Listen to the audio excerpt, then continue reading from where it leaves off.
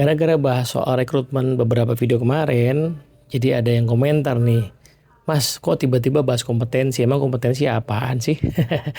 Ya, saya memahami kalau teman-teman yang mungkin di UMKM gitu ya, belum terbiasa dengan kompetensi. Oke, kita bahas sedikit ya. Jadi kompetensi sederhananya adalah seperangkat ya, pengetahuan, keterampilan ya, yang dibutuhkan untuk menyelesaikan tugas tertentu. Nah, kita ambil contoh simpel lah ya. Kalau kita mau rekrut seorang juru masak, nah, tentu saja dia harus mengetahui banyak hal ya, cara memasak, peralatan masak, dan bukannya mengetahui, dia bisa melakukannya, menggunakannya, bisa motong, bisa goreng dan segala macamnya ya.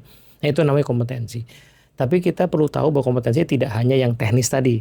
Ya, seorang juru masak tidak hanya perlu menguasai keterampilan memasak, tetapi juga perlu menguasai hal-hal lain yang membuat dia bisa tuntas. Misalnya, seorang juru masak, dia jago masak, tetapi suka berantem sama teman-temannya. Nggak bisa punya kemampuan untuk berkomunikasi dengan baik.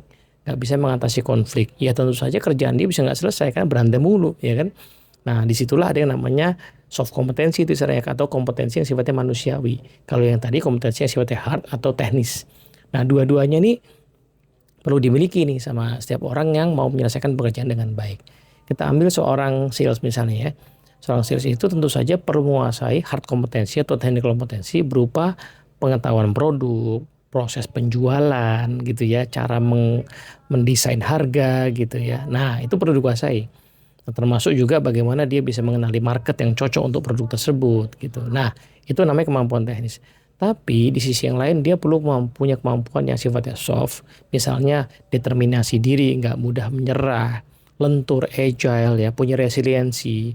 Kalau gagal ya dia bangkit lagi. Punya kemampuan komunikasi yang baik, punya kemampuan persuasi yang baik, punya kemampuan negosiasi yang baik gitu ya.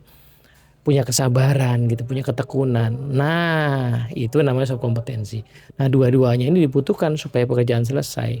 Nah, untungnya di zaman sekarang kompetensi ini nggak usah repot-repot. Ya, kita bisa browsing aja, akan ketemu tuh posisi yang kita lagi pengen cari karyawannya atau kita pengen kembangkan trainingnya, itu butuh kompetensi apa saja, pakai AI juga temu. Tapi ya jangan diambil plek-plekan ya, kita pelajari, kemudian cari yang cocok.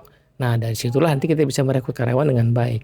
Karena kalau nggak pakai kompetensi, maka kita akan merekrut karyawan pakai coba-coba. Wah, bahaya ya. Kita bisa beli kucing dalam karung dan mungkin berbahaya untuk pencapaian dari organisasi kita.